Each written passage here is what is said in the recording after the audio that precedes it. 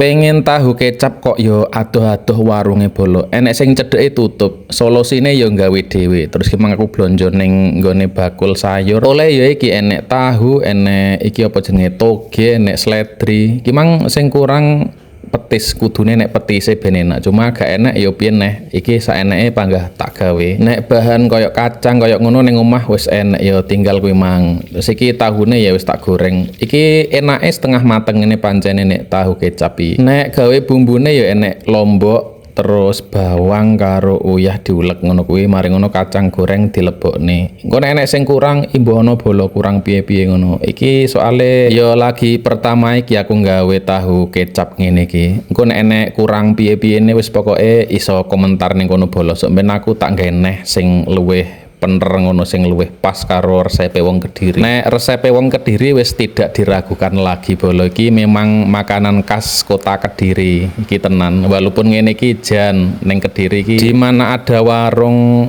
tahu kecap ngene iki mesti rame bolo soalnya ya pancen makanan khas kene. Nah, iki tak terusne iki mang kudune nggae lontong. Cuma aku ra duwe lontong ya sing nggae sego ngene wong padha-padha bahane beras. Dan setelah tak incip-incipi rasane enak bolo tenan wis mantep kayak jos.